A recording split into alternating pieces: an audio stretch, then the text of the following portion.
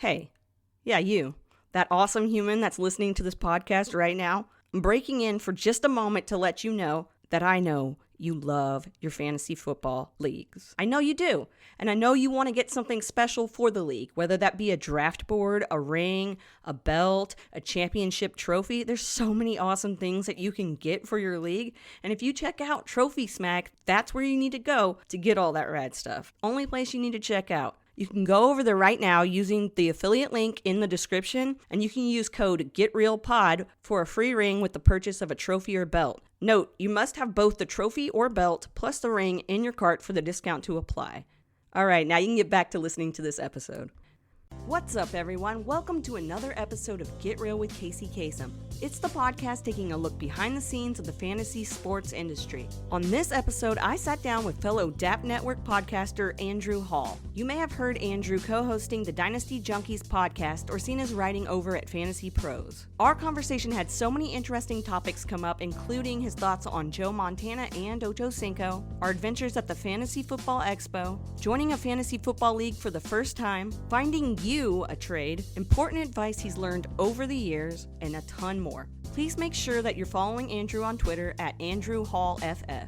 You can check out Dynasty Junkies on the Dynasty Addicts podcast network, home to the Junkies as well as Get Real with Kacey Kasem. Plus, there's other dope shows over there as well. Make sure to give me a follow on Twitter at TheKaceyKasem and let me know that you're listening to the show. You can also follow the podcast at GetReal_pod. This episode of Get Real with Kacey Kasem is sponsored by my rad patrons on Patreon. You can become a patron of the show at patreon.com/KaceyKasem. 2023 is going to be huge for Get Real, including a revamped Patreon.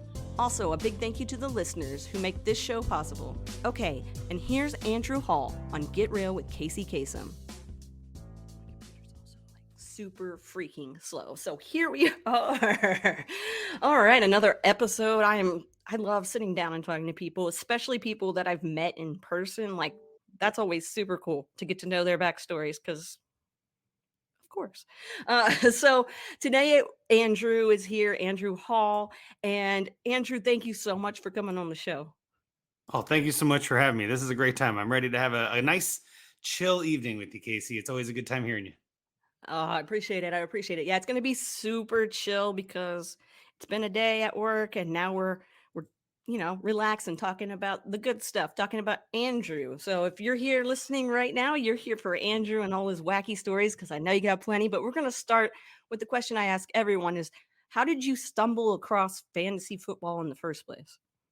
Oh man, so fantasy football. Well, I mean, I know you've been playing for a while. I know a lot of people that are in this sport or in this industry or in this hobby have been playing it for a while. I think my first league was 2002, somewhere in there, and a friend of mine who I knew from college, living in the dorms and everything, she was starting a fantasy football league, and one of the people that was in the league dropped out, and so she posted on Facebook and said, "Hey, I need somebody else for my league. Our draft starts tonight at 8 o'clock. Let me know if you can join." And I just commented, and I think I said something like, "What is fantasy football?" And I was like, what is that? That sounds, I like football. Sure, I'll do that. And so I did. It was on Yahoo, and I did that thing where like I auto drafted, but I watched it auto draft. You know what I mean? Because I didn't know how to do anything. I was like, I've never done this. So I was like, I'm auto draft, and I'm just like, who did I get? Ooh, cool! I like that guy. So like, I had no clue what I was doing that first year. I don't remember what my record was. I'm sure it wasn't great. I can probably look it up, but I don't want to remember those days. But yeah, it was one of those like, oh, this is kind of a neat thing. And then that whole first year was just, I don't know, kind of figuring out the lay of the land. And I only knew a couple people in the league. There weren't really that many trades that I remember, but lots of waiver action. I did not win. I did not do well, but it was still a good time. And that's really what got me into this, is that I kind of like numbers. I kind of like math. Like, I like computers. So back then, again, like in 2002, like, it's kind of a big deal to have your live scoring on Yahoo, like that was kind of the whole rage. It was like, oh, they can tell you the scores in real time. Like, oh, this is cool. So yeah, that was kind of where I started. Well, that's cool because coming into that time when things were available on app all of a sudden, that's like a great time to like really get into it. And I know you said you auto drafted, but do you remember? I said auto drafted really weird just now. Anyway, you said that you auto drafted. Do you remember any of the players that you ended up with on your squad? I want to say, I think I had LaDainian Tomlinson one of those first years. I remember thinking he was really good. And I think I had like Dante Culpepper. I know it was like the second year, like the year after that, I got because I wanted to play again because I had such a good time. Right. I got into my like the restaurant that I worked at was the Boathouse here in Cincinnati, and I'm still in that league. And so we've been playing that since '03. So or I've been in it at least I think since '03, '04, somewhere in there. And I remember in that league, I signed up and wasn't able to make the draft. And it was a live draft. It wasn't on computer. It was with the sticker board like you got behind you there. And I gave the commissioner of that league my, like, here's who I want you to take for me in each round. And so like first round quarterback. And then here's like my list of quarterbacks, you know what I mean? And like whatever the best quarterback available was. And so I was like quarterback, receiver, running back, tight end, kicker, like I was making sure I got them all. Worst draft ever, right? But in that draft, I remember I got Dante Culpepper, I think, with my first pick, and everybody, it was a 1 QB redraft league. I was like, why did you take Dante Culpepper? And the commissioner is like, this is his list. I don't know. This is what he wanted me to take. So like some of those first years were just because I wasn't able to draft, it was kind of brutal. And then I realized, well, drafting is kind of the whole thing. Like, if you miss the draft, like Best part. your team is kind of screwed up. And yeah, that's the most fun. So after that, I realized I'm never doing that again. And I don't think I've missed a draft since. And it's really interesting to hear you say one quarterback and redraft as as a guy who, when I associate you with fantasy football, it's dynasty, it's, college player, it's, it's not Yeah. redraft. So that's really cool to hear the backstory. So were you a fan? You said you were a fan of football. Did you have a team growing up? Were you into sports when you were younger? Yeah, so I was a child of the '80s, and I lived in Columbus, Ohio, and so the Buckeyes were kind of a big thing. I know Jeff Bell was on; he's a Buckeye fan. So Buckeyes were a thing. Both of my parents went to Columbus or went to Ohio State. So like I was, big in Columbus. We went to a lot of Buckeye games, and there really isn't like a pro team in Columbus other than the Buckeyes at the time. So I was sort of, teamless for a while and kind of latched on to the 49ers because I remember my mom went to a work trip to San Francisco and brought me back like a San Francisco 49ers jacket, which was like, as an 8-year-old was like the coolest thing ever. You know what I mean? And so I became a 49ers fan, became a Joe Montana fan, and just sort of rode that Joe Montana high until he left the league. And then I was kind of like looking for a new team. He went to the Chiefs. I was a Chiefs fan while he was there. But then once he left the league, I was like, I don't know what to do. I don't know where to go. And so I became a Bengals fan because they were nearby and ended up going to UC for school. And so became a Bengals fan in probably 96 or so is when, like 96, 97, somewhere there is when I first started following, really barely following the Bengals, kind of. But then when I moved to Cincinnati in 2000, that's when I really kind of kicked it into gear. And I've been a Bengals fan ever since. And I moved a couple different times in a couple different cities, but stayed a Bengals fan no matter where it went, which is kind of fun. But yeah, I was a Niners fan as a kid, which again, Joe Montana, you can't go much worse than that. Yeah. Like Super Bowls all the time. It was awesome.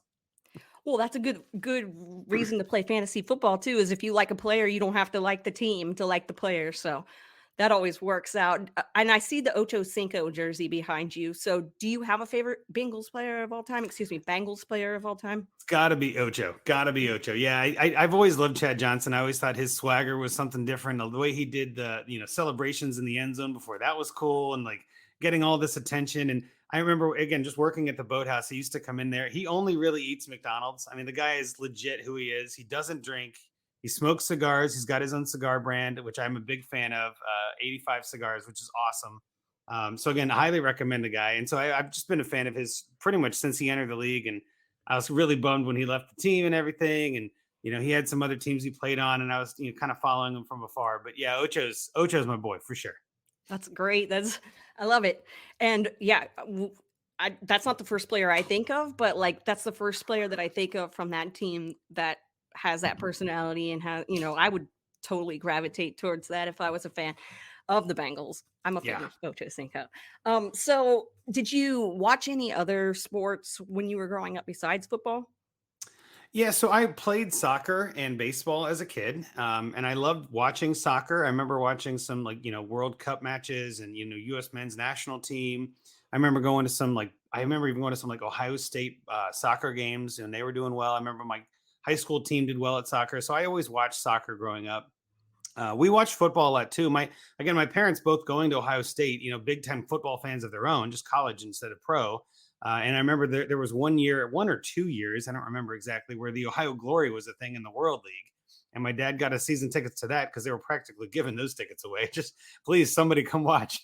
But I remember going to those games and getting like, the souvenir cups and like the programs and all that. Like, so I would watch all sorts of different sports, but NFL, I really didn't get into like NFL action until probably the mid 90s. And even then it was probably, I mean, other than like Joe, like obviously Joe Montana and all that, but like going to a game, I don't think I went to my first NFL game until 94, 95, something like that. And even then, it was just one of the many games I went to, one of the many different sports I watched. It wasn't like my favorite thing like it is now. Like this is pretty much the only thing I'm in. Like you mentioned before, I'm deep into Dynasty and Devi and like college players and rookie drafts. Like it kind of absorbs all of my attention now. But back in the day, I was multiple all over the place. Was there a sports moment maybe that you saw live or something that you can remember even watching on TV when you were younger that really sticks out to you? Well, there was one memory, and it's blurry, but at the same time, it's very clear. And I was probably like 10 or 11. It would have been like 90, 91, 92, somewhere in there, where Joe Montana and the 49ers lost in the playoffs, I believe, to your Cowboys. And it was something like it just crushed me. You know what I mean? Like I was a 12-year-old. I thought for sure they were going to win.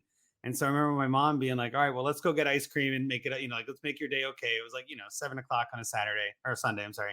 And so like, she's like, let's go get some ice cream. So I remember going out to the car and like, I ended up tripping over a ladder, getting in the car and like busted my knee wide open. I still have a scar from it. And so I always say to people, like, I was physically and emotionally scarred that day. And I just remember thinking like that changed my life because that was where I guess that was kind of where my love for football or NFL, I guess, like really kicked into gear. And I realized I really do care about some things. But again, like the 90s were kind of all like that, but there were so many different sports. But that one just, for whatever reason, that game really hurt me. I mean, they always those So bad many good times. matchups. And there's Oh, just a good, yeah, it's just I feel you because I can remember good memories from the Cowboys when I was younger, and then it has been a whole lot of so yeah. I guess this year I have something to be happy about. But so growing up and your parents being so involved with watching college football and being involved, immersed in that, do you think that that's helped you out with playing in dynasty leagues, especially like when you first started? So yeah, and when I went to UC, Cincinnati was at the time anyway more of a basketball school, and I really followed March Madness and did all that a lot more than I did a lot of the football growing up. That was always kind of something fun for kids to do. You're gambling, but not really. You know what I mean? Yeah. But I remember when I went to UC, I went to football games at UC, but you just show your student ID and go in. There were no tickets. Like it wasn't. There wasn't a demand for the University of Cincinnati Bearcat football team. It just wasn't a big deal. And I remember as I started watching some of those games, it was reminding me of going to Buckeyes games as a kid. And I was like, these players are going to be something maybe someday. And I remember thinking that was kind of the fun part for me.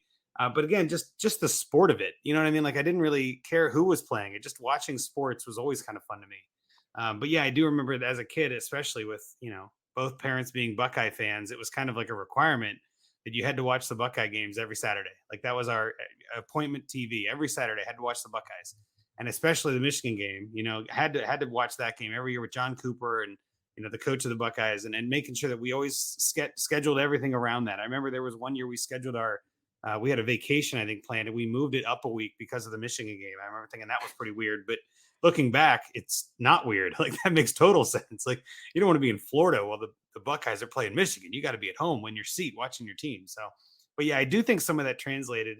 And again, the deeper I got into fantasy and the more I really started paying attention, even in redraft as rookies come in and you kind of have to see who the new guys are and what the teams are going to do and who's going to draft what. So as I got deeper and deeper, I started to watch college more, which was great. And I still enjoy watching college, but I've really slowed down during the season on watching college football just because there's almost too much. Like my brain just gets to be like, I'm watching so much football on Sundays and Mondays and Thursdays. And then Fridays, I usually rewatch a lot of the games from last week to prepare for this week. And like, so there's just a whole bunch of football. So Saturday is kind of my one day now where I'm like, I just need some time off. Let's just relax. Let's let the brain reset before I get into Sunday mode. And then come January is when I start crunching film again because, I got to start, researching again and who's doing what and listening to smart people who are smarter than me. That's always my goal. I don't know anything. I just listen to others that know stuff and then absorb it. That's pretty much my game. Hey, that's the best way to do it, is to absorb as much information as you can and then use that to help yourself out. I That's like right. that. And so you brought up going to college, and I just wanted to know what did you go to college for and what were your goals going into college? Sure. Yeah. So I went to the University of Cincinnati because I got a good scholarship there, and obviously money always talks, and it's always helpful to have close to home. I was born in Columbus. Cincinnati's only 2 hours away, so I was like close enough that I can go home on the weekend if I need to, or still get a home cooked meal once in a while, but not close enough that my parents are going to just drop in unexpectedly. They're going to have to give me some heads up, and I felt like 2 hours would be enough to like get my stuff together and be like, okay, whew, they're coming. But no, so I went to Cincinnati for engineering to start with. They have great engineering, we're still a great engineering program. I did some co-oping in my second year of college where I, kind of had a real job. And it was during that second year in 2001 that the, 9/11 happened and everything, and the whole, engineering in general and like the whole market economy and everything was kind of all over the place. And I was like, I don't know if I want to do this computer job forever. Like, I just think that's going to be too boring for me. I like talking to people, like having conversations. And I was like, man, I don't know if I want to do this. So I ended up switching majors in 2002, late 2002, I think is when I switched to education. And I got a middle childhood degree with a focus in math and social studies, graduated in '05. So I've got a bachelor's in education that I'm not using. I am not a teacher, but I fully respect teaching. I love that profession, but I choose people up and spits them out. And I was like, yeah, I don't know if that's for me, but I got my degree in it, which was great. My parents very happy that I at least finished college. So, it wasn't what I went Hey. in for, but Uh, better well, nothing. child learning and development here, and I'm not using it either. So there you Yeah. go. Yeah. I Okay, always say so it comes in handy, but it's not like I'm not teaching, but I like right, having that background to be able to like, I do understand how people learn, and I right. understand how I learn a lot. And it kind of opened my eyes to how I like to absorb information. So now as someone who tries to give information out, I do feel like that comes in handy a little bit. Definitely, and I didn't even think of that, but now I'm like, okay, yeah, now there's a reason. Okay. So playing fantasy football, you started off in the redraft world, and then you moved into what was the next form of fantasy football that you started playing after you played redraft? Well, so that first league at the restaurant, it was a redraft league, but it was a keeper league. And Ah, so we, yeah, that kind of counts, right? Like that's sort yeah, of the one keeper. And I remember from the beginning of that, we had I think it was you had to, the player had to be drafted to be kept, because there was, always in redraft or keeper leagues, there's always somebody on the waivers that you pick up.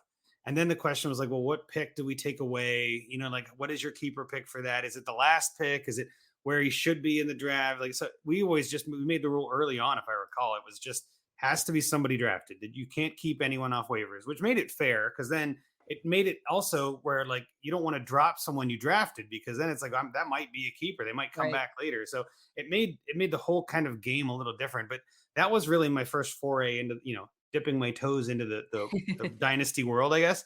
But even then, for the first, god, I feel like 10 years, I just would donate money to this league. I felt like, like my first year I did terrible, where I said I missed the draft.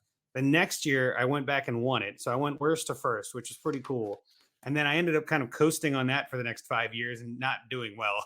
Like 4-9, 5-8, whatever, like just right in the middle, or just missing the playoffs every year, not making any money. But it was fun. It was good to talk to the guys. And at that point, some of us started drifting apart and weren't working together. And, so for like the first 10 years or so that I was in that league, I won one and then just sort of, I don't know, stopped caring as much, didn't really give it a full attention, got into real world and just didn't try. And then I don't know what happened, but like somewhere around, I think it was 2016, 2017, somewhere in there. I remember thinking it was like the Odell Beckham Jr. rookie year, when like he was a rookie. Everybody, I remember started hearing about like, you can keep him forever. Like with Dynasty, if you play this format, you never have to start over. You can just keep him. You can have Odell Beckham for 12 years, 15 years. And I was like, oh, that'd be kind of cool. Like, oh, okay. So I remember hearing about the format, but I always thought it was like super hardcore and like really hard to do, and like really just like, nope, that's too intense for me. That's too intense for me. And so I just kept kind of playing in my redraft keeper leagues. And then in 2018, I finally started in my first dynasty league with some buddies of mine from Chicago. And I remember thinking like, we're going to keep this low key. It's going to be real easy. But as soon as I started in Dynasty, it's just like a drug you can't get rid of, man. And I just started joining more and more leagues. I started paying way more attention. And I tell this to people all the time, like Dynasty, I will say this till I am dead. Like Dynasty helped me win so much more in redraft. Like I got so much better at fantasy football by playing Dynasty. It's crazy. So, and those people that are in that league with me, and I know some of them follow me on Twitter and stuff. It's like they've seen my journey where I was like terrible, and had no clue what I was doing. And now they're like, I can't believe they let you write for Fantasy Pros. I'm like, well, me neither.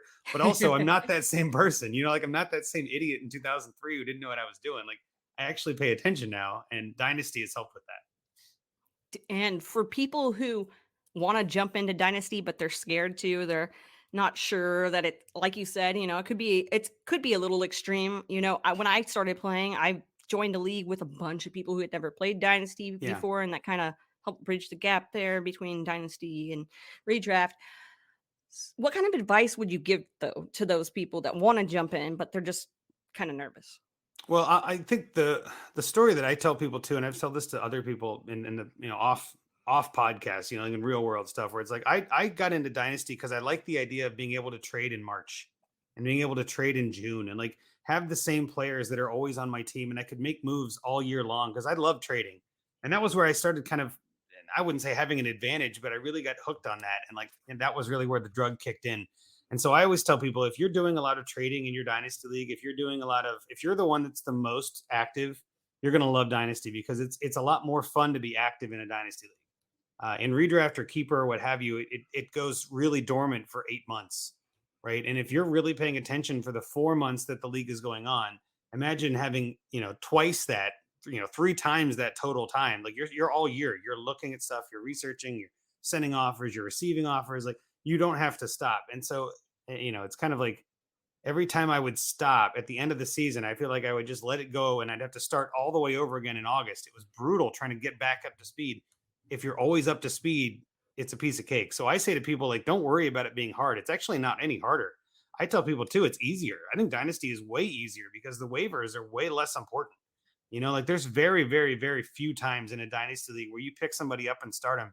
In redraft and keeper, I'm doing that every week. You know what I mean? Like depending on Mhm. injuries, I'm picking up Isaiah Pacheco in week 3 or Deion Jackson in week 5. Like these players that just come out of nowhere, you got to throw them right in. In Dynasty, most of those guys are already on rosters, so you don't have to worry about it. And I always felt like too, if you miss a waiver week in Dynasty, okay, you know what I mean? Like Yeah. what you're missing out on. Well, I guess like this week you might have like Brock Purdy or something, right? Like you might have these random QBs that come out of nowhere.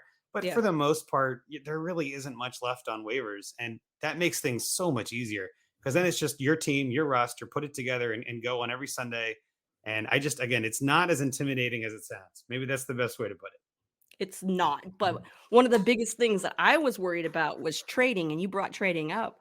So for a newbie to playing Dynasty, what kind of advice do you have when it comes to going into trades?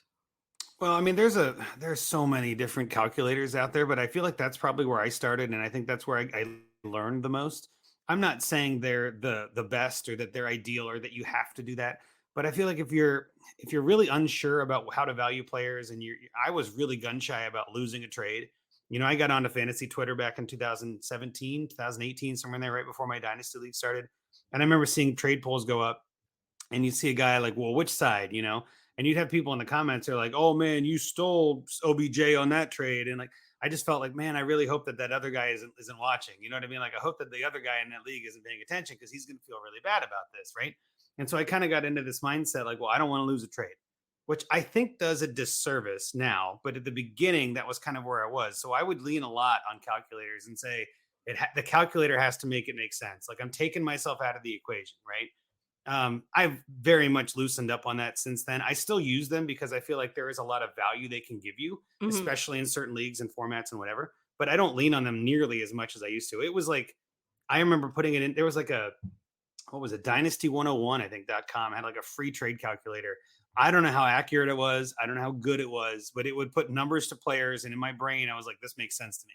And Mhm. so I was like, oh, I didn't think he was worth that much. I should try to get more.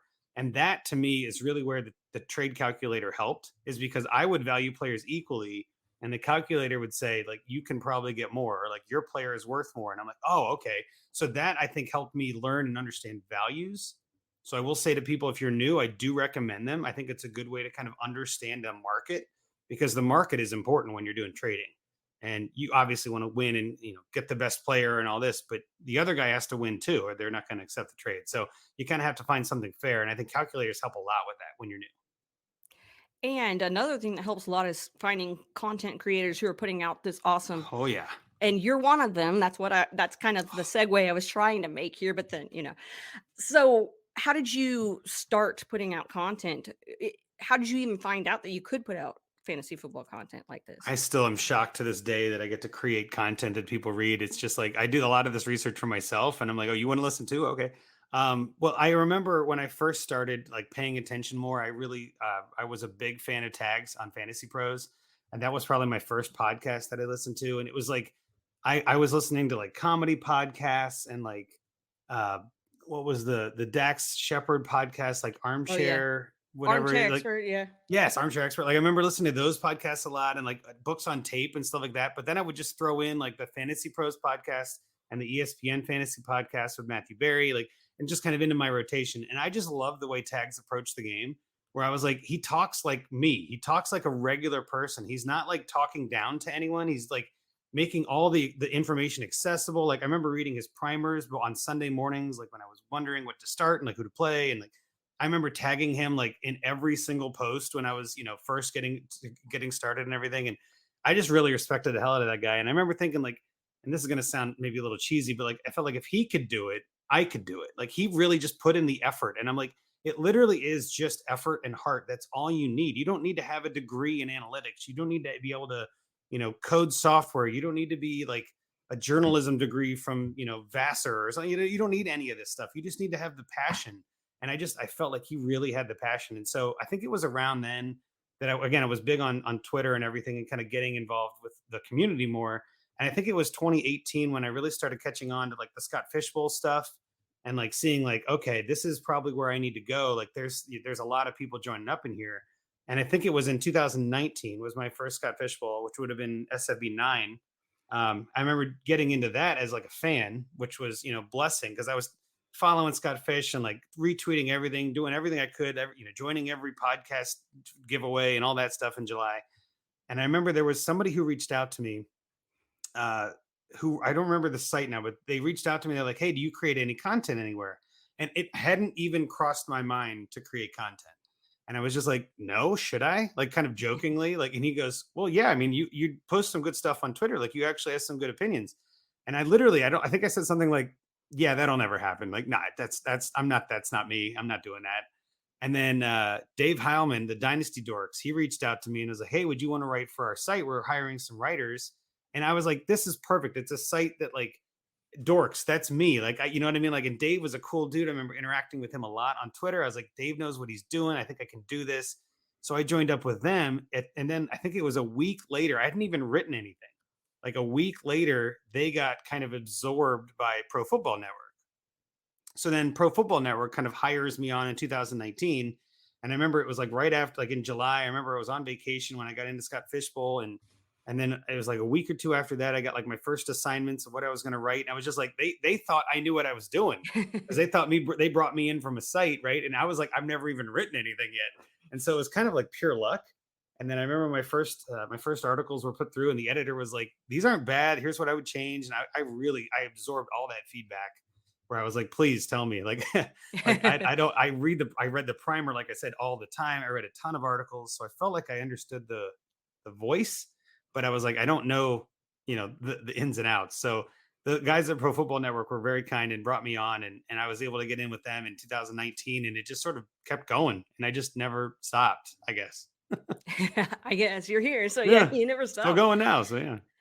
So when you decided, hey, I'm going to put out content, when you got on and you had never written before, had you written anything before? Have you dabbled in any kind of Twitter writing? threads? Yeah, I had done like Twitter threads before. And I remember I wrote, I used to have like a music blog or something back in college. Like I had one of those, like, everybody had like those live journals or whatever, like that 8 people read, so I was familiar with kind of writing in general.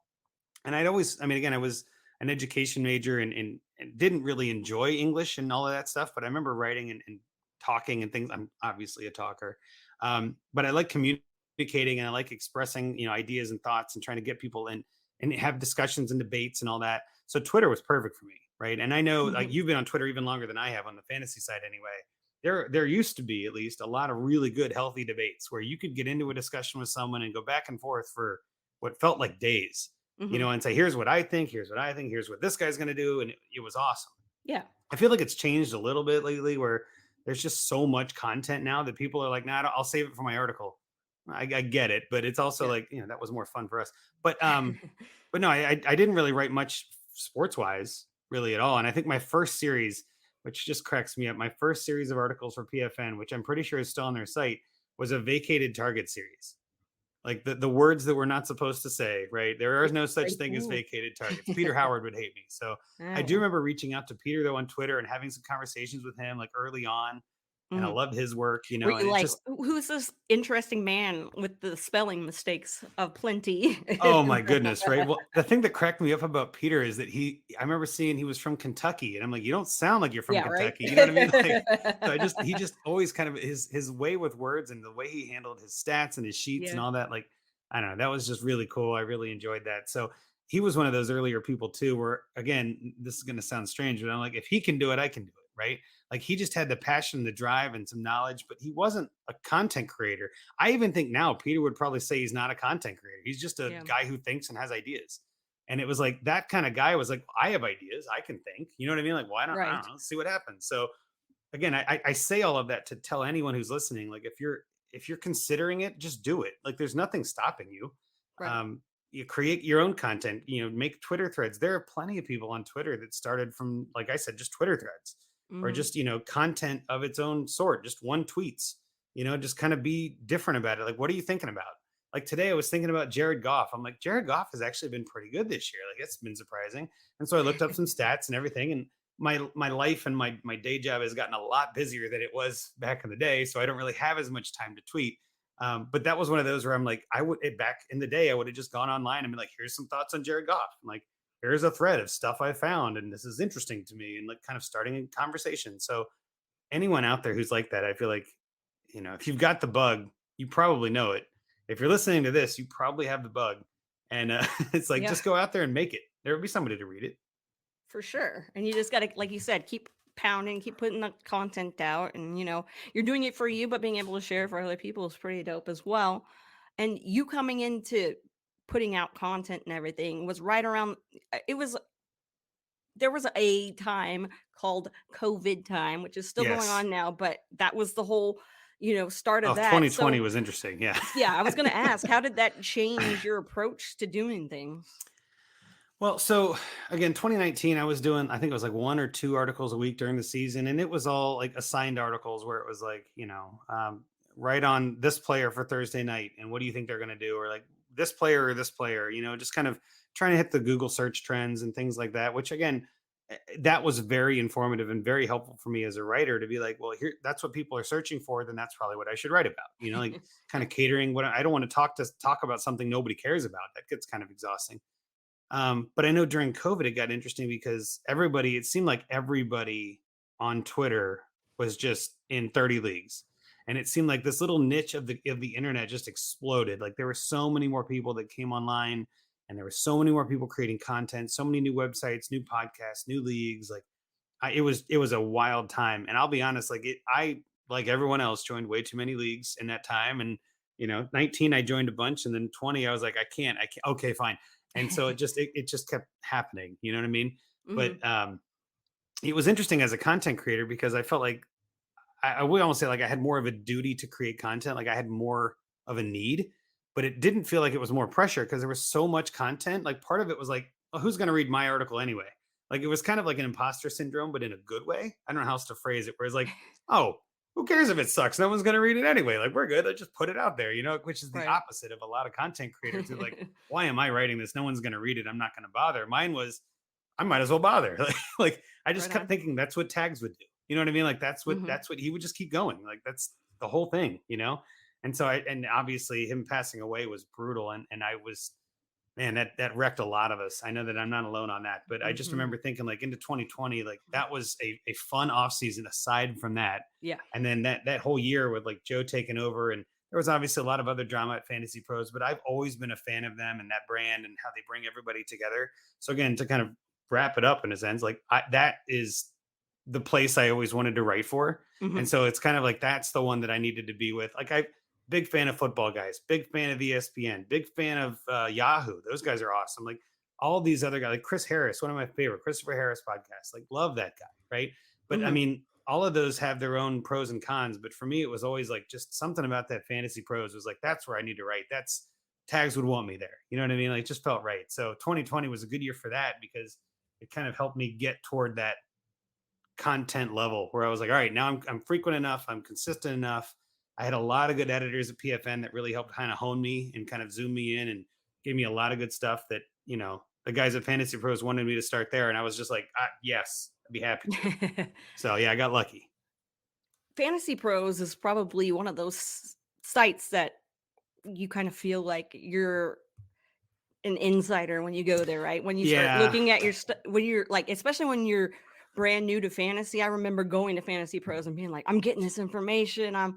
So yeah, that's one of those big sites that everybody's like, whoa. And so to be able to work with them and be a part of that team, I'm sure has been an awesome ride. So what have you learned? What is one of the biggest things that you've learned from writing over there? Well, I mean, Fantasy Pros is great, but I mean, I'm still like a part timer. Like, I'm not, Yeah, I'm only doing like 2 articles sometimes a week. You know what I mean? Like, I'm just kind of right. barely there, which is actually perfect for me because, again, like I said, I got a Yeah, full time job. This is a side gig. 100%. Yeah. I say to people too, like, if you want to be full time in this industry, it's not going to happen overnight. You're going to have to put in some time, and that's true of any industry. It's true of any job. You got to kind of put your licks in. Mhm. But I like being part time. I don't want to be full time in this industry, which I think I'm maybe one of the few in that world where it's just like I'm fine to be on the outside and just kind of supporting everyone else that wants to go. Like, I don't want to take a full time job from someone like Herms. I don't Yeah. know if you saw, like, Herms just got a full time Yeah, I gig saw where I'm that. like, thank you. Mhm. Like, that's awesome. Like, he wants that. He deserves that. He earned that. I know others like, Jeff Bell, who you had on, mentioning him again, like big full time guy with not full time per se, but has a Right. really big But position with yeah. football guys. And like Dave Kluge, who I know was kind of big into the scene and kind of got a real job and a real job.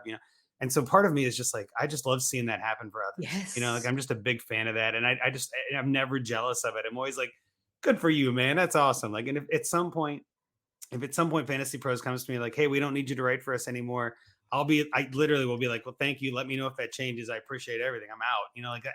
It's not going to make or break my day. And I think that's another piece of advice I would give is like, this is, to me anyway, this is a hobby. This is something I do to distract myself from the real world. It's where I can go to, talk to others who have similar interests and similar feelings about, different things and bring others together and all this. So just writing for the company that I always admired and again, looked up to with tags specifically, like it's just still like pinch me. Like, it doesn't feel right. It doesn't feel real, but I'm glad that I get to write, even if it's only one article. I'll write anything they want me to write, which is awesome.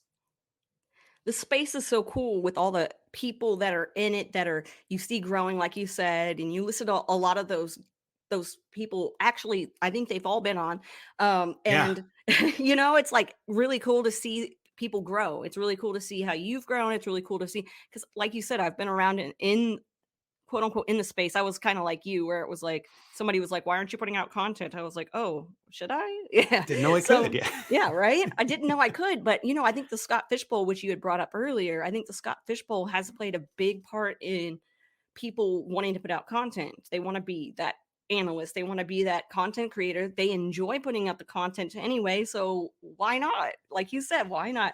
So Scott Fishbowl is I probably talk about it on this podcast way too much, and You have to. you It's have it's to. so ubiquitous. Like, It's yeah. so important to the fantasy football community, the space. It's a great way to bring everyone together. And you said Scott Fishbowl 9 was the first one that you had gotten into. Yep. How exactly did you get into the Scott Fishbowl the first time? Oh, so that's an interesting story. So I was on vacation in Hilton Head, and the invites were going out, and I remember checking my email all the time. And I was with my wife and her family, and I remember she was just like, "Get off your phone, get off your phone." I'm like, I'm just checking spam one more time, like. And I remember when I was on Twitter somewhere, and I remember seeing like it was probably the Thursday of that week where invites started going out on Monday, right? And I was like, the odds are dwindling. I mean, again, Scott Fishbowl 9, I think, was like 800 people or like 1,000. I don't know. It wasn't 3,000 like it is now. It was a little smaller. But I remember seeing a lot of people that I followed and paid attention to, obviously, were posting about it and showing their invites, and everybody was high fiving each other. And it just was like a really fun vibe. And I didn't want to, I'm not going to say I felt like I was missing out. I was so new and on Twitter and like in the industry, and I wasn't a content creator yet. I was just like, hanging out, and I wasn't getting angry, but I saw other people that were kind of like, why not me? Like, why am I not getting in? How come this person got in? And I was just like, man, I remember commenting at one point, I was like, man, that's not the attitude to have. Like, Scott would let everybody in if he could. That's not how this Right. is. Like, it's not a gatekeeping thing. It's just there is a limited number that he can manage. Like, this is, yeah, cut the guy some slack, you know? And I remember he commented on my tweet or something, and it was like Andrew's got the right mindset. Like, if you want to get in, that's the way to get in. And I was like, I don't even care if I think it's just like, I don't even care if I get in this year. Like, I'm just glad to be a part of it. It's such a good cause. It raises a ton of money for charity. I remember buying a Scott Fishbowl 9 shirt, and I was just like, well, actually, I remember thinking, I don't want to buy it yet. I want to see if I get in first. You know, I kind of want to play it and see. I don't know if I want to buy a shirt yet, but I remember supporting other things and donating money to get in drawings and all that, you know. And then I remember getting a DM from Scott where he was like, hey, we had somebody drop out. Like, the draft started that Monday and I was still on vacation, getting ready to come home. And he was like, hey, the somebody dropped out. Can you join? And I was like, yeah, I'm in. Let's go. Like, Of course. wherever you need me. So I was like super excited to get a chance to do that. And it was just, I don't know, it was mind blowing to be able to be in that and just to kind of get a chance. And again, I was in a great league with some people that I'm still friends with now. And it was just, I was in awe, you know. But again, it was such a unifying event. I felt like everybody kind of comes together. There is a little bit of negativity around it, which I don't quite get, but it's really just more of, I want that fun too, Yeah. right? And I want to be involved in it.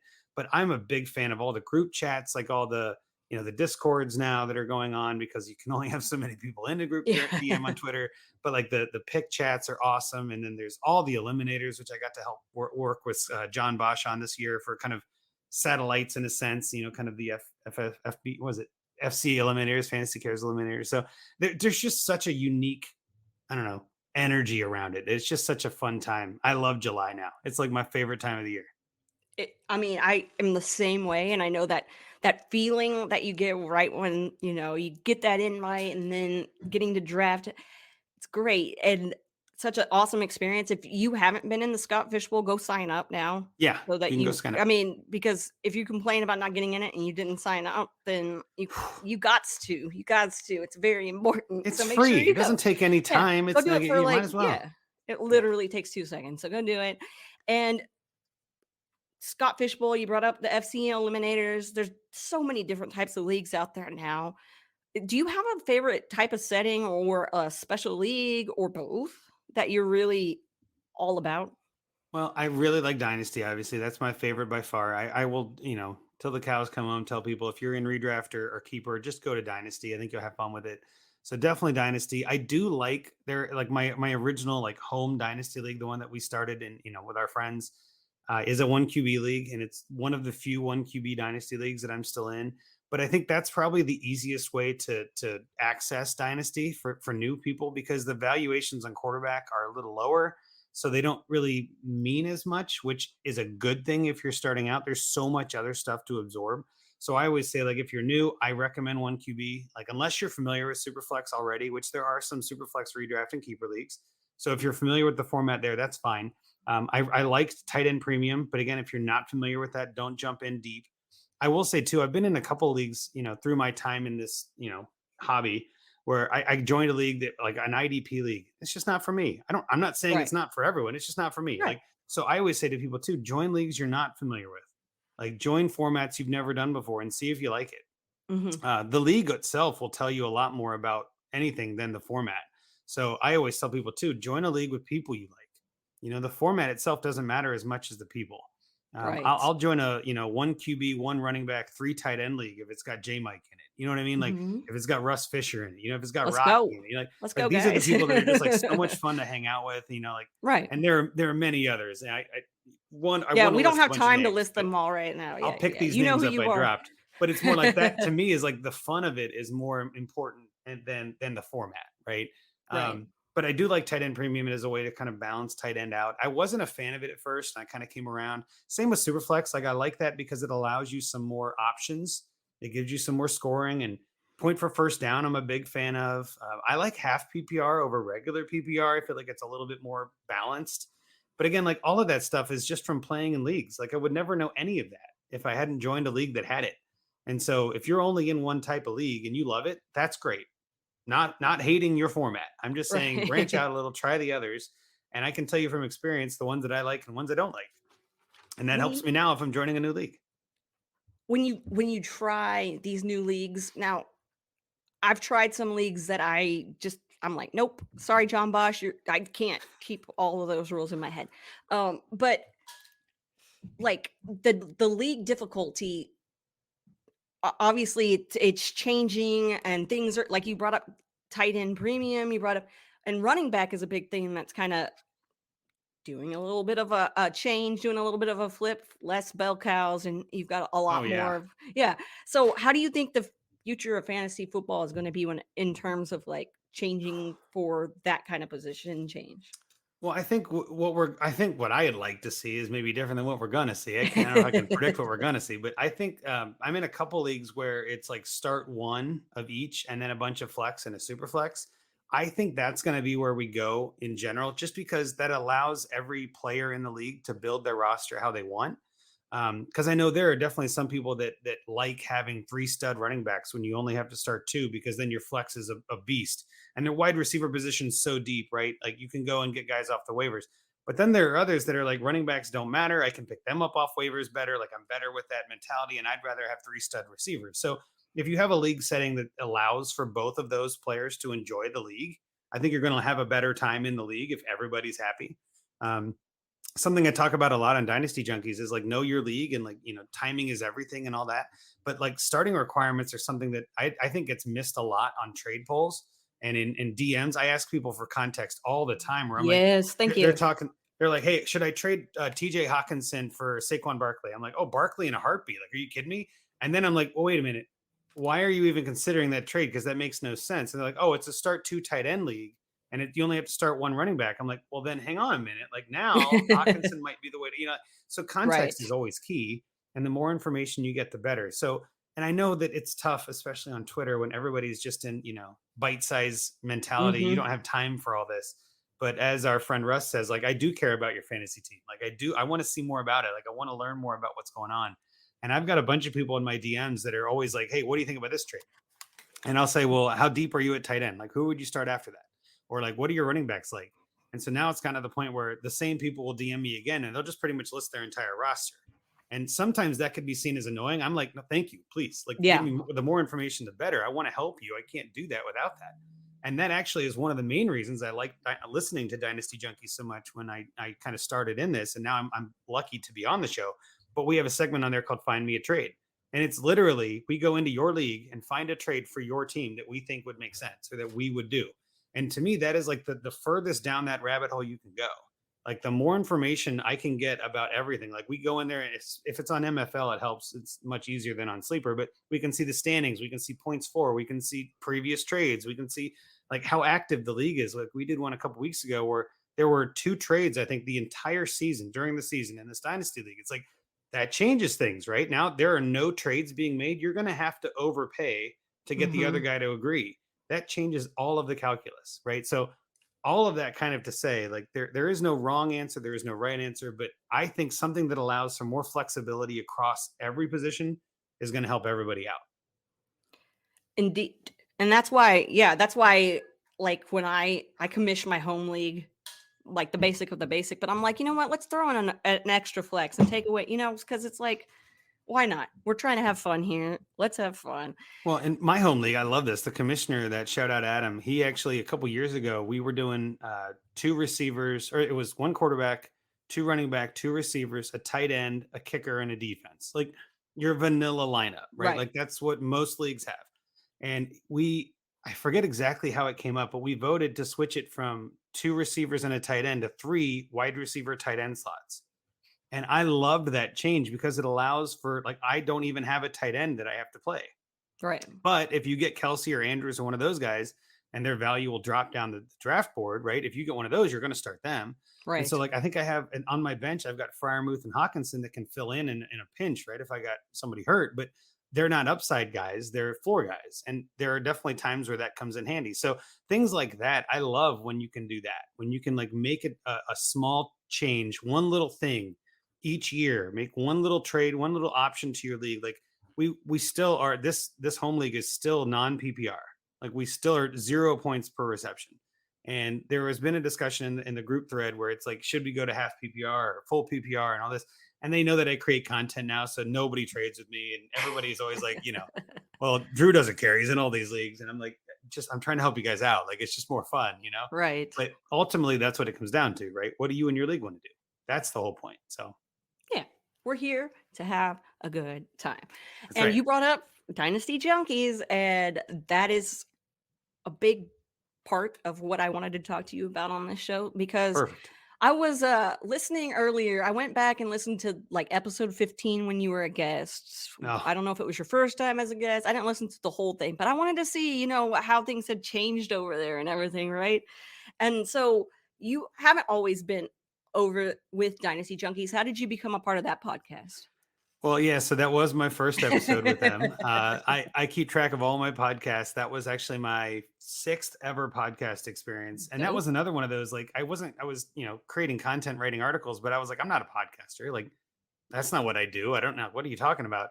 But after, like, doing the first couple of those, and I remember reaching out, I think I reached out to Rocky or he reached out to me, I forget. And I've always been a fan of him.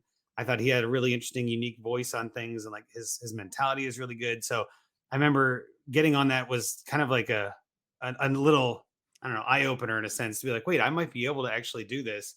I was on Dynasty Game Night just before that, which was pure luck because I was in a group chat with Russ, and he put something like, hey, we had somebody cancel, can somebody jump on? And I was like, yeah, sure. And so I think he and Rocky both were early in my time, and I was just on Trade Addicts last week with the two of them, and it's weird how it comes full circle. But I do remember when I first started on there, I was like, these guys, him and Dustin, Rocky and Dustin, had a really good vibe going. And I liked Dustin. I thought he was really smart and really intelligent. And then he obviously left the podcast, and Scott Sidlow joined on.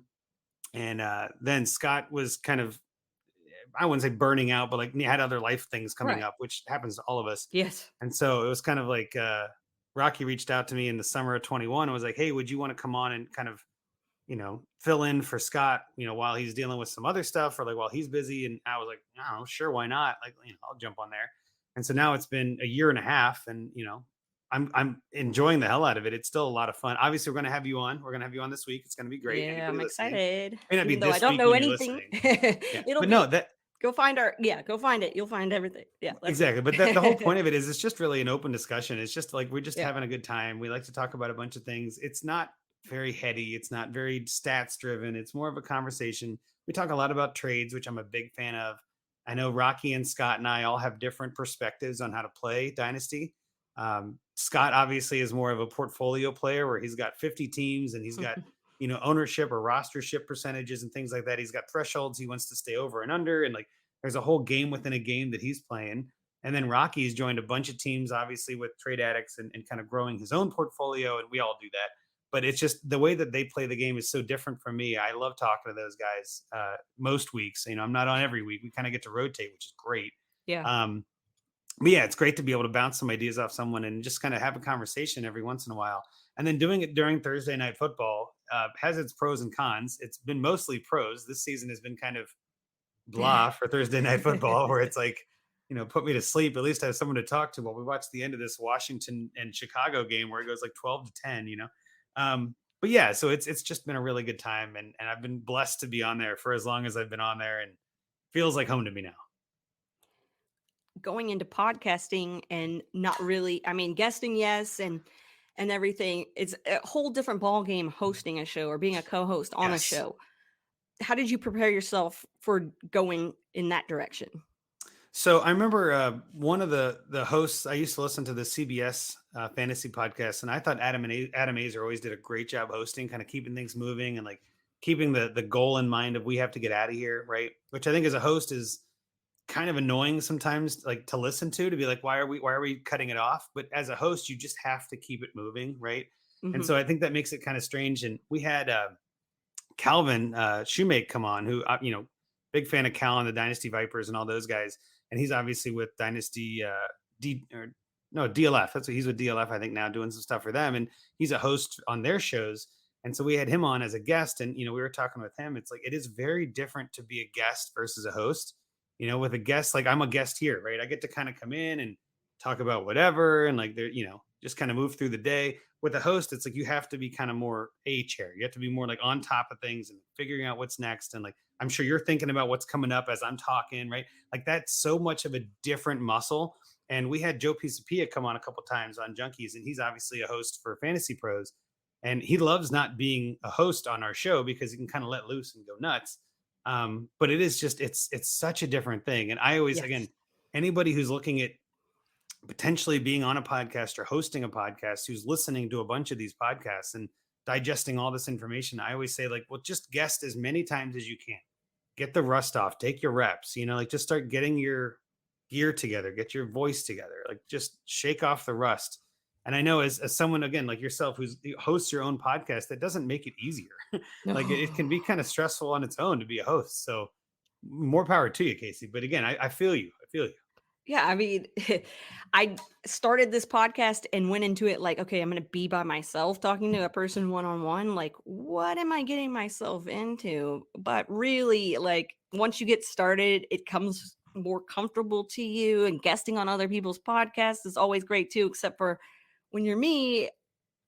I went to this kind of podcast because fantasy football, I love to absorb the information like you were talking about, but I'm not really good at giving the information. So I'll take it in and talk to the people who, have the brains, and I'll just absorb it like a sponge.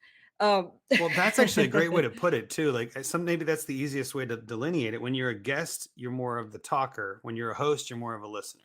Yes. Right. And so there is a whole different set of things that you're doing for both. But I like the idea of doing both, obviously. But if you're going to host, I feel like the best hosts are also really good guests, where like they understand both sides of what needs to happen. And I know with an interview show like this, where it's kind of one-on-one, that is a whole different thing too, because we, at least on Junkies, it's always two hosts with a guest. And so there's, kind of different ways you can kind of communicate things, and there's different thoughts and interruptions. Like it's a little less stress if there's three voices instead of two.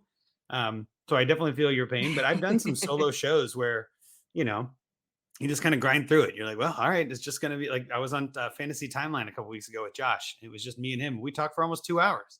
You know what I mean? Like it's amazing how fast time can fly. So yeah, anytime you're talking about something you enjoy, I say do it. So don't be afraid, guys. If you're listening, just put out a note on Twitter. Anybody looking for guests?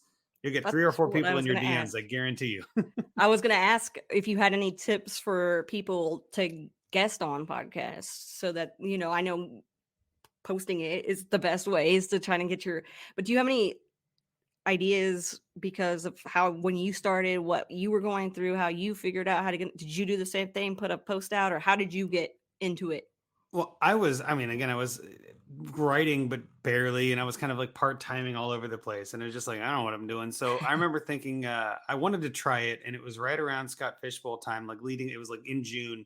My first ever podcast was the one for PFN. Like I was writing for them anyway. And I was like, oh, this should be pretty easy. Like if you guys need a guest, let me know. And there was already 3 of them, and they didn't really do a lot of guests. It was Andrew, Tommy, and Corey, I think was the third one. And so like the 3 of them were great together. They had a really good vibe, and they didn't usually have a guest come on because it was one of those like fantasy footballers where you get 3 guys and they just talk every day. Yeah. And I was like, well, if you need a guest or something, let me know. And I thought it was really cool that they were like, yeah, we'll have you on. It'll be a great time. And it was freaky. Like, it was terrifying. You know what I mean? Like I thought I was doing everything wrong. Like my audio sounded all out of whack. Like I just didn't know what I was doing. And I remember doing a couple different SFBX things because I said, hey, if you want to talk SFBX, I'm willing to come on your podcast. And just was like diving into the scary, you know what I mean? Just like aversion therapy. Like I'm just going to do it. We're just going to see how it goes. But some of those podcasts are still one of my, the most memorable, just crazy fun. Getting to talk to like Kevin Tompkins was one of the early ones I was on. I was on the FF Astronauts way back in the day in 2020. And like, I don't know, just a lot of really good people that I got to interact with. Now, as someone who has his own podcast, I tend to say no more than yes, because it's like I have so much I'm already doing. I'm writing all this. I don't really go on any podcast that asks anymore. But again, like this one, of course, like Trade Addicts, of course, like some of these where I'm like, you're my friends at this point. Like these are people that I glad to talk to you for an hour and a half. That's no problem, Right. But again, you gotta be careful too. Don't overextend yourself. No, exactly. Because there are a lot of people asking for your time, and they're willing to take it if you give it to them, and that can really burn you out. And I think we've all seen that of people that are like going too hard, like doing 3 guests a day, and they're writing articles, and they're up till 4 a.m, and then they get up at 7 with the kids, and it's just, dude, pace yourself, like Yeah. know your limits. And I know, especially now and into the December part of the season, I am kind of getting burned out even from the little bit that I'm doing. Right. And so, and I was saying before about tags and like Peter Howard and all these guys, like everybody burns out. Like you have to know your own limit. And I think that's something to kind of on the other end of this, like, don't just go crazy and say yes to everyone either. Like be careful with your time. You don't get it back, you know? Preach, because when I first Yeah. started this podcast, I was getting asked to be on people's podcast, and even when I first started like writing and stuff, and I'm like, yes, because I want to get my content out there. So I'm like, okay, I Right. can plug my stuff, I can, get my name out there and everything. And that's cool when you get started, but sometimes, yeah, you need to take it back a little bit if you start feeling a little Well, it's so exciting. less You want to than. say yes. You're like, yeah, let's do it. Yeah. Let's do it. And I remember, I think there was one week where I did like 4 in 1 week, like one every night. And my wife was like, what are you doing? I'm like, yeah, I don't know what, like, this is just too much. Like that, you know what I mean? Like, I got to calm it down. Like, real world is important, like, don't sacrifice your real relationships or your real sleep for something that is fantasy related, right? Like, just come on, just breathe. It'll be there in the morning, take a nap. You're fine. Great advice. Take a Yeah. nap, you're fine. How does your wife feel about you putting out content and spending all this time doing podcast and writing and all that fun stuff? Well, at first she was like, I don't get it. At first she was like, what is the point of all this? Like you're just talking to the same 4 people. Like what do they care? And I think it was probably when I was writing for Pro Football Network, she was like, I've never even heard of them. And I was like, yeah, well, they're paying me like, $10 an article or whatever. Like, and I'm like, well, that's something. And that goes towards my fantasy money. Like that goes, I just take all of that on my PayPal or whatever and just use it for fantasy entries the next year. Like I'm not really making money at this point. I'm just paying things off in different ways. But I remember it was like when I would start winning more because I started creating content more and like paying attention more and doing Dynasty Yes. more, like I started winning more.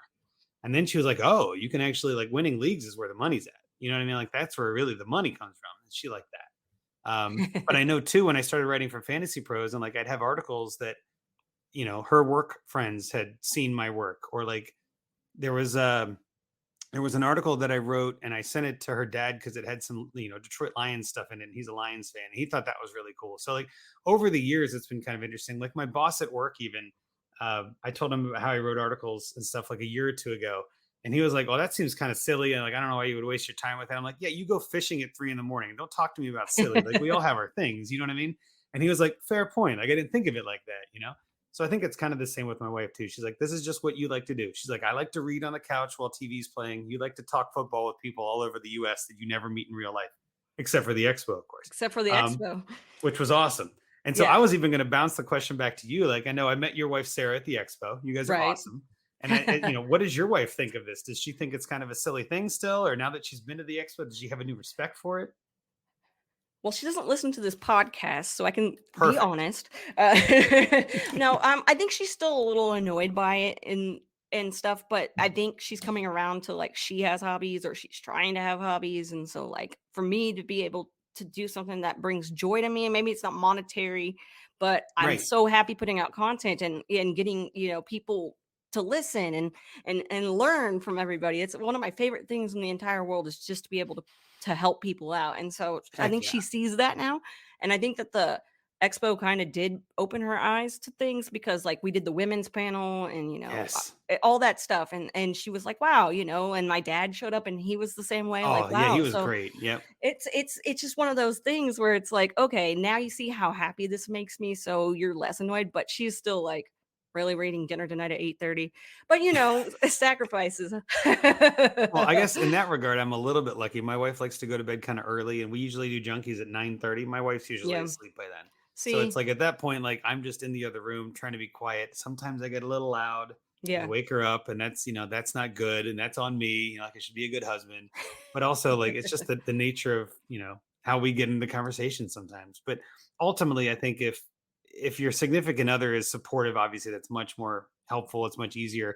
But like I Mhm. said too, it's all about balance. You can't Right. sacrifice your significant other for this either. Like Yeah. you have to kind of keep everything spinning. All the plates got to keep spinning. You got to keep everybody happy. Indeed. Like you were asking earlier, when we were talking earlier about like guesting and guesting and guesting. Yeah, doing 4 podcasts or 5 podcasts a week, you only have a certain Sounds amount of great, time with but each other, and yeah. so like especially if your wife goes to bed so early, you really don't have a whole lot of time. So totally get that. Well, that's why I like doing, like I said, I like doing podcasts later. There have been some where I think there was one I started at like 11 p.m. because they were on the West Coast. And I Mm, was like, that's going to be weird. Like, oh, that's going to be such a late time. But, again, an hour can fly by. There are definitely times where on Junkies, we don't get started till almost 10 and we go till midnight anyway. yeah. And again, I mean, not that it was a podcast, but I was able to go on Sirius XM, which was really cool. Bob Harris invited me on the Diehards on a Thursday night after a football game. And so I did the Junkies and then kind of hung out for a little while and then was able to get on Sirius XM. So that was really cool too, where she was like, wait, they let you on the radio? I'm like, Yeah. it's a bucket list, much like this podcast is Yeah. too. Like I loved having this conversation where it's like, this is awesome. But it's like there's some of those things where it just becomes like, oh, that is kind of real. So that changes I don't know, it changes the tenor of it, where it's like, oh, you're not just randomly talking to people. You're actually on the radio. Like you actually write articles for people. Like it's just, I don't know, it's a wild ride. Wild. I like to be like, hey, if you Google this, like, because when I wrote for the fantasy footballers, like that stuff would Yes. like come to, so I'd be like, if you Google it, you'll see my name. Like My trying to be favorite ever like, though was in my home dynasty league, the one I keep talking about, that I started in 18. There was a guy in that league that sent me an article, and it was my article. Like he sent me an article to that's convince me to awesome. make a trade, and I literally replied back with, "Who wrote that?" And he goes, "Well, wait, that's not you." I'm like, "Hate to break it to you, but that is me." Like I literally wrote that article, so I'm not going to take this trade. Like you know what I mean? It was like Yeah. that was another like what? Like they let you write things, and I try to hold that back on some leagues because then people try to take advantage. Yeah. But I know when I was with Pro Football Network, I was doing rankings. I hate doing rankings. Yes. Like that is my I'm so glad I don't have to do them anymore. I know there are a lot of people that want to do rankings and like get high on the Fantasy Pros rankings and all that. I'm just nope, nope, nope, not for me. And I've had a couple people over the years when I was doing that for PFN where they would call me out and they said, "Oh, you like DK Metcalf more than Devontae Adams? You want to trade me straight up?" And I'm like, I mean, how do I say no? I mean, those are my rankings, but market says otherwise. Like, you know what I mean? Yeah. Sorry, I So gotta there's go some with of those market, things. not me on this one. Right? It's like, damn it, I guess I have to. So yeah, I mean, there are pros and cons to all of that, but it just the more quote unquote real it gets, the more that she's kind of like, I mean, it's legit. You're not messing around. Go have your fun. But at the same time, the longer you do it, the more legit it becomes anyway. You Hmm. know? Right. I think my wife is just surprised I've stuck to something for so long because I jump hobbies like it's going out of style. I Like think boom, we boom, all did. boom. Honestly, I probably would have done that. Like I would have switched to something else because I had done that for years. I'd always just kind of moved from one thing to the next. But I think COVID really solidified it where like I just sort of went deeper instead of getting out, I went deeper in and I Yeah. don't see myself leaving now. Like I might take Right. some time off here and there or like refresh after the season, but Dynasty doesn't stop. Let's go. You know what I mean? Like it's just such a fun thing. I wanted to talk to you about the expo because you brought it up, Hmm. and obviously, I brought it up earlier that we had met. How many times have you gone to the expo? Was last year your first time, or had you been there before? Well, this past year was my second actually. So I went in, I think it was 20. Was it 20 that they had it? Or Where it was 21? like, yeah, I think it was like 21 and it was 21 and 22 are the two that I've gone to then because I don't think it was going on in 20. I think they canceled it. they had. And I I think they remember were hearing like about it in maybe. 19, but I didn't go. And I remember thinking Yeah, like, I was on the that's it. fence. Like I live in Cincinnati, which is only like 3.5 hours from Canton. Lucky. And I was like, I should go in We're all- 19. Well, I mean, I got lucky in that regard, but it's like, I should go, I should go. And then I was like, I don't know, who am I going to know there? Like, I don't really know anybody, who am I going to hang out with? Like, so at first when I was just getting started and just starting to write, it wasn't, I thought it was more of a content creator expo and Mhm. I was wrong. I should have Right. gone. Like I That's would have had such a good time because it is not a content creator expo. I know just from this last year, the way that it was run and the way that it was put together, and shout out to Bob Lung. I think he did a phenomenal job with the size of it getting bigger. But there's so much to absorb, so many people to talk to. Like I honestly like, and I think you would agree with this. I didn't create any content while I was there. I just hung out with a bunch of people I knew. I got to say hi to a bunch of people. Like I got to see Marcus Grant. I got to see Adam Rank. I got to see you, obviously. Like I got to see people I see on TV. I got to see people I hear on podcasts all the time. Like it was just so neat to like meet everybody and to like just get involved with real conversations like this, but just face to face in the park, yeah. and losing my voice because we were shouting over the music. You know what I mean? Like just Mhm. so much fun. And it was like I wish I could go back and tell myself, like, don't be afraid. Like It is so much fun. And it's a bunch of us that are all on the same nerdy aspect of like, none of us know anybody really. You know what I mean? Like we're all Yeah. there doing the same dumb thing. We're just hanging out, talking to our heroes in a way. We're all each other's heroes, which is awesome. Like it's just so much fun. And I can't tell you too. I'm sure you've I'm sure had this where it's like somebody comes up to you and they're like, "Oh, I'm a really big fan." And I'm like, "I don't know who you are." And they're like, "Oh, I'm so and so." And I'm like, "Still not ringing a bell." And they're like, "Oh, here's my Twitter handle." I'm like, "Oh, I know you. What the Yes. heck?" Like, Oh, so yeah, yes. Oh, that was yes. because again, my Twitter handle is my name, right? So like it's pretty Right. obvious. But Yeah. I remember even thinking like it took me forever to figure out what Russ's last name was because he was always just Outhouse. Like that. Outhouse. He was Yeah. just Outhouse. And so there's a bunch of those people that you just start to, see enough and you're just like, oh man, like the Dynasty Trades HQ guys, those guys are awesome. And I mean, and J Mike, obviously, like I was talking about before, like there's a whole bunch of people I've been able to meet outside of, fantasy stuff now and kind of become friends with and do poker nights. Like I went to a poker night with Chris Allen and John Bosch and Drew Davenport and a couple others, and I lost my hat. It was awesome. I didn't care. It was a great time. You know what I mean? That Like, sounds fun. Yeah. but that's what I mean. Like it becomes, you don't have to know anybody. You become friends with these people. So I highly recommend anybody listening, make plans. I think it gets announced in February or March, somewhere in there. But when it comes out, make it happen. You Yeah. won't regret it. Start saving up now. That's what I'm doing. I'm like, I'm learning. I'm gonna have a separate account. This is my Canton fund. So Well, and I'm your looking wife's forward coming to it. again, right? Come on. I Like don't Sarah was a know. blast. She I'm was awesome. I'm sure I can get her to come again. But uh we'll see. I mean, the first year she was supposed to come with me that I went in 2021, and then I had like the worst experience ever there. I was just going through some shit and it was just Yeah. not, but I mean, obviously there were people there that brought a smile to my face, but overall it was like, eh. But when you're in a good mood and you want to see people that are like-minded, it's the perfect place to go. And Yeah. it's just That crazy. that Like, whole weekend flew by. Like it was crazy how fast that was. Like, oh my gosh, I would do that again in a heartbeat. yes, like it's Wish we could do it every it's weekend. right.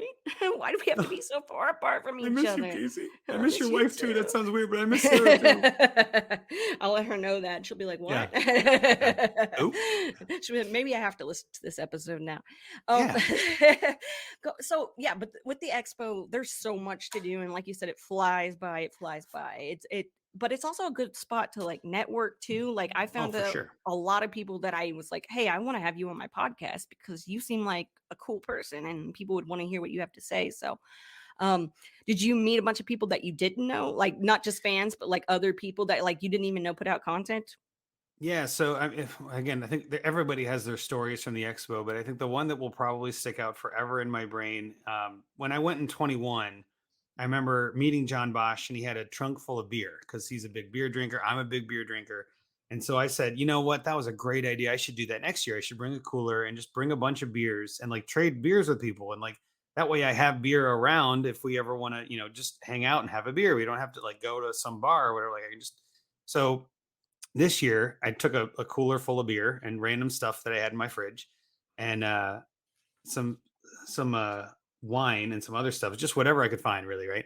And after the flag football game, and after that whole kind of event thing ended on Saturday, me and Rocky and Drew and I'm forgetting his name now. It's killing me. I'm trying to think of too many things at once. But Yeah, right. a You've bunch already of named us. like 700 people, so I you're like, I know. I know know. which name is it now. That's gonna kill me. But we all ended up going out to like the parking lot where my car was parked, and we just sort of started drinking and tailgating after the game. And a bunch of random people were just walking by, of course, and like going to the party or coming from the party or going to wherever. And so we ended up just having like a big group for like 3 hours until it got dark. And then we ended up wandering into the party. But that during that 3 hour gap, we met so many people, like the poll votes. We got to meet, a bunch of different people from in between media and a couple of different Mhm. fans of people that like just people that don't create content that just were there to have fun. And like, so it was really great to just see all these different things and like, I don't know, just hang out. And so it was just like a moving, like a moving group. Like it was never really the same six of us. It was like 50 people over the course of the 3 hours. It stopped by, dropped off a beer, had a shot. What like just it was such a fun time just to kind of be like in the moment. And I know Rocky even was like, this wasn't even planned. Like we just sort of wandered out here and started drinking in a parking lot. And everybody was like, that's a great idea. But that I think is what I will remember the most because it was just so genuine. It was just like the great equalizer, like we're just people hanging out in a parking lot at this point. Like we're all the same. Like nobody's writing anything. Nobody's better than anyone. Nobody's. holier than thou. We're all in this together. It was just such a fun time. So yeah, highly recommend anybody. If you're on the fence, get off that fence and come have fun, man. It's a good time. Come have fun and come say hi to us because we'll That's be right. there. So I'll be there for sure. I can't yeah, skip it. This, no, kidding me? yeah. My favorite So weekend of the year now. it pretty much. Do you go to the Hall of Fame while you're there? Do you explore while you're there? I know you're from around the area, Ohio, but Yeah, it's actually really funny. I went in 21 and I planned on going to the Hall of Fame while I was there and I didn't. And then I went in to the expo, which again is usually in early August, I think, right? Like, isn't it like I forget exactly now, like but in it's like the early, teens of August. yeah, like second weekend of August, like Yeah, that. And so something I like went that. to that. Um, well, I should back up. I went to the SFB live draft in Canton, which was in July and phenomenal. And I was going to go to the Hall of Fame and I didn't. So that was my second time ever being in Canton and had never been to the Hall of Fame. So when I went to the actual expo in August, I was like, I have to make time. I'm going to go. And so I again, the group that we were hanging out with, we all were just like, well, let's just go. Like, let's just, pick a time and go. And so we actually had a great time, just a bunch of football fans walking around the Hall of Fame. So I will definitely do that again. I think that there's still a ton of stuff I didn't get to see. Even if I did see it, it'll be different eyes every time. So yeah, I mean, the Hall of Fame is just impressive on its own. Just seeing all the busts and all the statues and like seeing all the men that have played this game, and as of right now, all men that have played this game and have made it what it is. It's just kind of, I don't know, awe-inspiring to kind of see it all in one place. So I had never been to the Hall of Fame after living in Ohio for all this time. I was like, man, I was missing out. So similar to like the thoughts on the expo, like how did I never go to the Hall of Fame? So yeah, it's a two birds, one stone kind of weekend. Come on down. I've never been to the Hall of Fame, even though I've been there. Like, I I've heard you been, mention that. Yeah. yeah, it happens. Like, I got hungover one time, and then my dad showed up the next time, so it was like Yep. I didn't have time. Yep. So next year I have to go. So I'll make We'll sure make to plans, do Casey. that. We'll go. It'll be great. Okay, let's go, and then we can It's have a happening. couple Anybody beers else out in who's the listening, parking you can join in. lot. Yeah. We'll have beers in the parking lot, go to the Hall of Fame, and then do something else. It'll be awesome. Sounds like a blast. I'm excited. Yeah. Well, it's getting late here. I'm not where you are, but it's still late for me. I got Yep. like your wife's bedtime going on over here in my Yep. side of the house over here. But I wanted to just before we say our goodbyes, just can you plug your stuff one more time and tell everybody where they can find you at? Sure thing. Yeah. So, I mean, primarily right now, I'm at FantasyPros. That's the only place I'm writing. I do one or two articles depending on what's going on. And that's kind of wrapping up now that trades are kind of done because trade deadlines are over. And, everybody's sort of, some people are checking out when they're not in the playoffs. So that kind of dwindles down. But I will be writing for them in the offseason, doing at least one article a month on dynasty strategies and things like that. So you can catch me there. You can catch me on Twitter, obviously at Andrew Hall FF. That's where all my stuff is. And then every Thursday, at least some of us will be on Dynasty Junkies at 9:30. We go live on the DAP Network, the Dynasty Addicts Podcast Network. You can find us on Twitter. But yeah, come through. It's free. You can just stop by on YouTube, send a comment, say hello, whatever you want to do. We have a guest every week. Obviously, you're going to be on this week. It's going to be awesome. Very excited. Yeah. We got a bunch of good. I think we do a really good job of running the gamut of having people that are kind of outside the norm, different voices trying to hear different opinions. But then we also try to get some bigger names here and there too. Like we had Daniel DAP on, which was awesome. Christopher Harris was on our podcast. Like we've had a lot of really big names too. So, I mean, again, we'd like to make sure that we get everybody's voice heard. And there is no wrong information. It's just a conversation. So come see us on Thursdays. We usually do that right around halftime of the football games when we kind of go live. So yeah, find us there at Dynasty Junkies on Twitter too. Definitely make sure you're checking out Andrew, all of his work, the podcast, everything is great. So go check out Andrew, follow him on Twitter. And I'm Kacey Kasem, wanted to say that I appreciate everybody who listens to this. Like I said, that's like my number one thing is to hear people say that they enjoy the podcast. I do this for you guys. Andrew, again, thank you so much for coming on tonight. I appreciate all the time, pleasure. and I love talking with you. And guys and gals out there and everybody, make sure you turn back over here to wherever we are now. Where are we? Get real with Kacey Kasem. Come back and remember to stay rad.